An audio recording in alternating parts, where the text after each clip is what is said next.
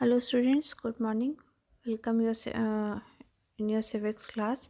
So let's continue the chapter, "The Crisis of Democratic Order," page number 294. Controversy regarding emergency. Was Indira Gandhi left with no option but to impose emergency? So क्या उस समय सच में in reality situation बहुत ज़्यादा verse हो गई थी कि इंदिरा गांधी के पास कोई अदर ऑप्शन नहीं था एमरजेंसी लगाने के अलावा? Was a declaration of emergency necessary?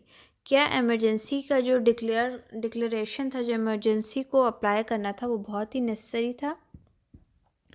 The answer is reasons that Indira Gandhi government has her supporters gave the declaration of emergency were as follows. So what are the reasons? First is confrontation between the government and opposition.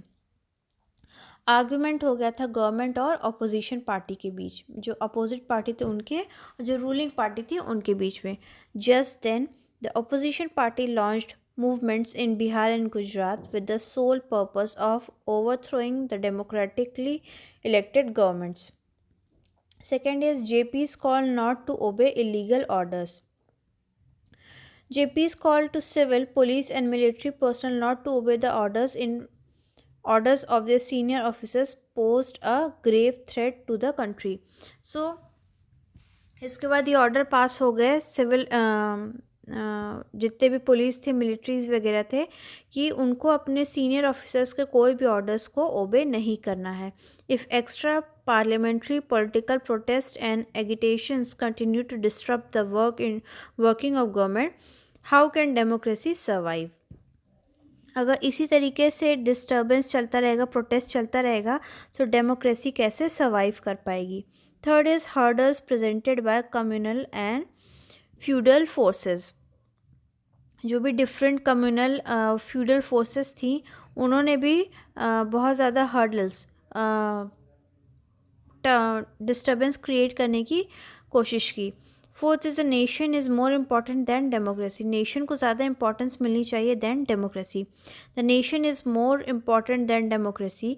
The government had to take stringent measures in order to protest country's unity.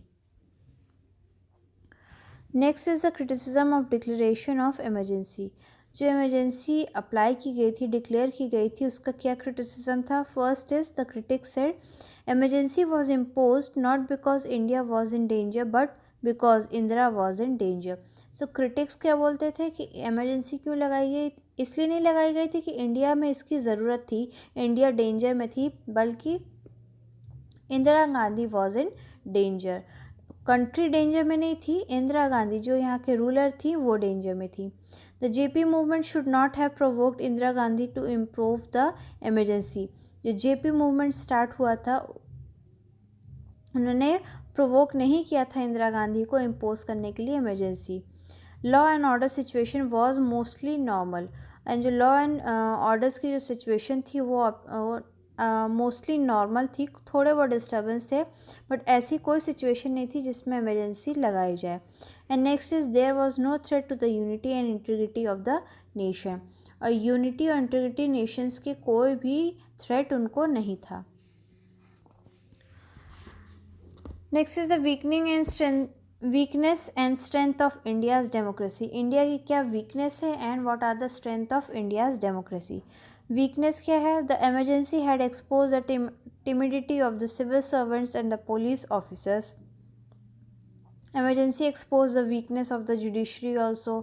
Even the journalists and so-called intelligentsia give in believing that the emergency will go on forever. The simply join the government camp.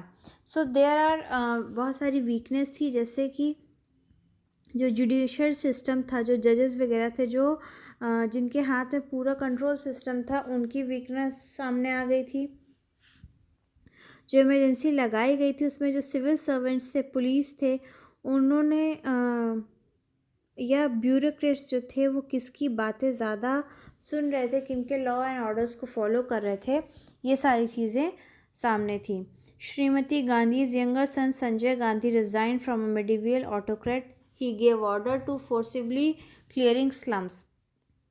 और जो संजय गांधी थे, जो इंदिरा गांधी के जो सन थे, उन्होंने orders दे दिए थे कि फोर्सफुली स्लम एरिया को क्लियर किया जाए.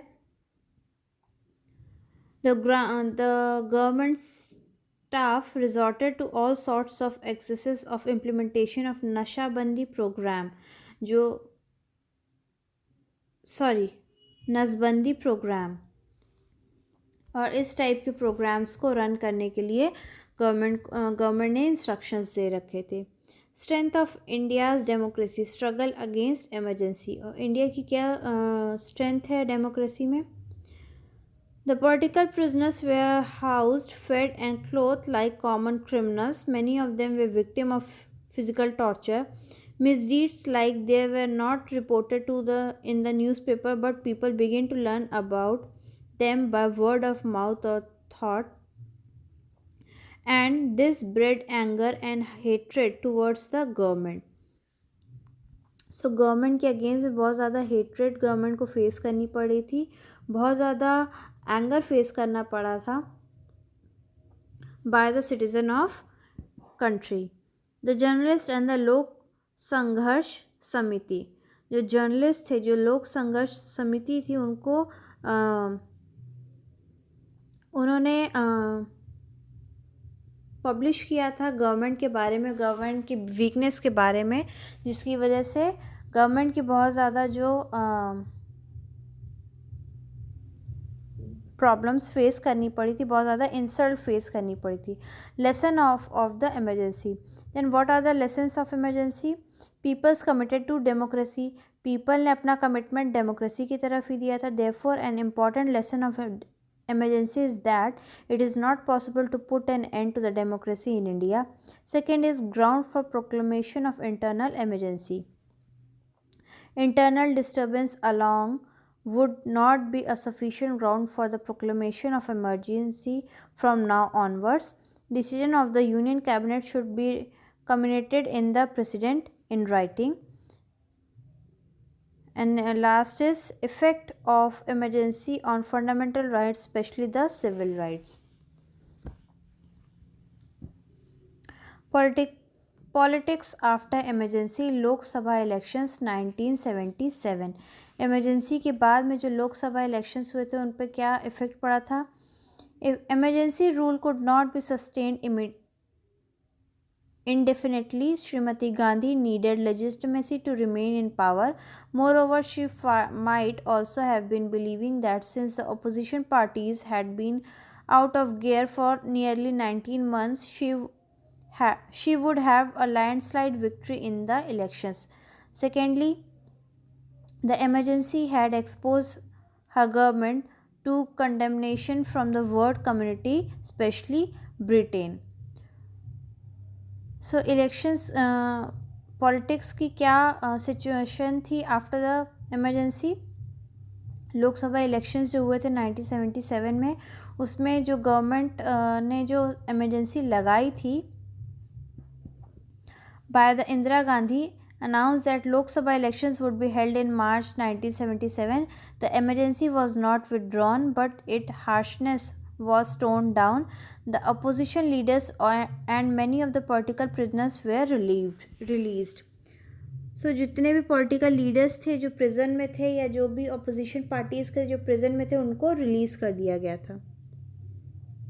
Then इसके बाद formation of जनता पार्टी की formation हुई थी. And the election results, जो elections हुए थे उसके क्या result आए थे? Save democracy, इंदिरा हटाओ, देश बचाओ. The Janata party declared that the voters had to make the choice between democracy and dictatorship. So elections के क्या result आए थे कि different slogans बने थे like save democracy, इंदिरा हटाओ, देश बचाओ, etc. और उनको ये choice दी गई थी, या वो डेमोक्रेसी में रहना चाहते हैं या डिक्टेटरशिप में रहना चाहते हैं. Reason for the first non-Congress government coming to power at the center in 1977. So क्या reasons थे? Government that are preserved to be anti-democratic are severely punished by the voters. So जो कांग्रेस की गवर्नमेंट थी, उसके बाद लोगों ने क्या डिसाइड किया, सिटीज़न ने क्या डिसाइड किया कि फर्स्ट नॉन कांग्रेस गवर्नमेंट को लाना है to the power at the centre in 1977. First is suppression of rights and civil liberties. All this brought in a lot of anger and hatred for the government. Second is forced sterilization. Different programs थे, family planning programs थे, men के बीच में जो sterilization programmes हुए थे उसको forcefully लोगों के ऊपर अप्लाई किया जा रहा था. Third is Sanjay Gandhi became a centre of extra constitutional authority. Opposition was united. Economic discontent and the Muslim and Dalit were alienated from the Congress. So ये सारे reasons है जिसकी वजह से नॉन कांग्रेस गवर्नमेंट ने फर्स्ट टाइम एंटर किया इन centre in 1977. Why Congress won in South? Reasons why Congress won in South. तो south में कांग्रेस क्यों इलेक्शंस जीत गई थी, इसके रीजंस क्या हैं. First is force sterilization and forcibly demolishing slums where the things that happened only in north Indian states. सिर्फ north Indian states में ही स्लम्स को क्लियर कराने का काम और स्टरलाइजेशन कराने का, फोर्सफुली कराने का वर्क हुआ था by the Congress. Second, the Congress had to meet no resistance from the Muslim and Dalit in the south. Congress के जितने भी मुस्लिम्स और दलित लोग थे जो साउथ में ऐसे कोई ज़्यादा उस टाइम पे नहीं रह रहे थे, रेजिस्टेंस नहीं कर रहे थे. Third is the Congress leaders in the south and most notably Vengala Rao, Devaraj Urs and other had a high rating and a good image. Moreover, there were not many factions within the Congress there. और कांग्रेस के जो leaders थे जो south में थे, जो वहाँ के बहुत ही एक उनकी अच्छी इमेज थी, दैट इज़ वाई कांग्रेस वहाँ पे इलेक्शंस को विन कर ली थी. Next is the Janata government. After about 30 years of Congress demonstrations, the Janata Party formed the government at the center in March 1977. For the post of Prime Minister, 3 names were under consideration: Morarji Desai, Jagjeevan Ram and Charan Singh.